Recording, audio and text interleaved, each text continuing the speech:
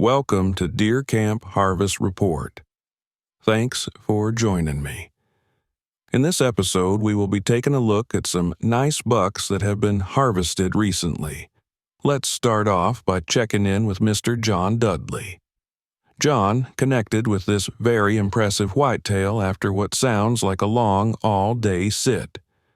He described the buck as having it all: kickers, stickers, drops, blades, acorns, crossing main beams, and palmation.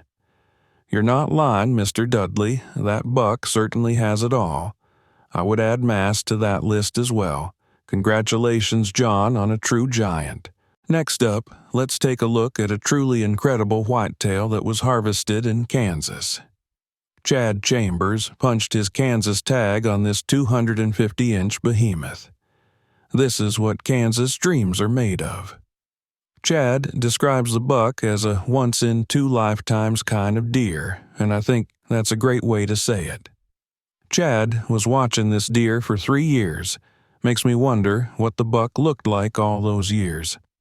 It also makes me wonder how many other hunters were going after this buck. A buck of this caliber doesn't stay under the radar. Chad made his dreams come true while no doubt killing the dreams of many other hunters. But that's hunting. Congratulations, Chad, on a once-in-a-lifetime whitetail. Or, as you put it, a once-in-two-lifetimes buck.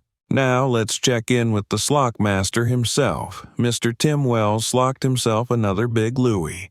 I've always loved that he names every big buck Big Luey.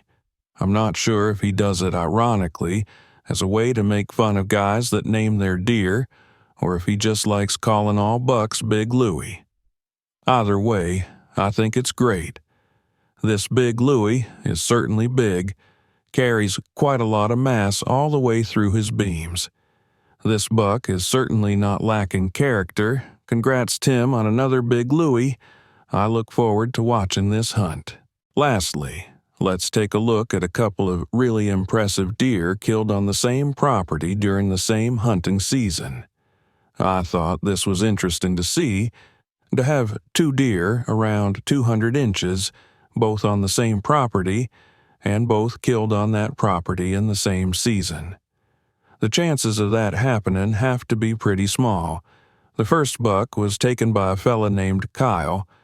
This buck scored an impressive 206 inches. The second buck was taken by his hunting buddy named Kurt, and that buck scored an almost equally impressive 198 inches. That's over 400 inches of antler on one property.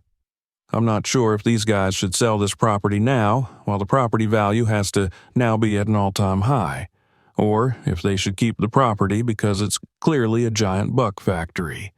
Either way, a very cool story, no doubt. That'll do it for this episode of Deer Camp Harvest Report. Until next time, remember, you're always welcome at Deer Camp.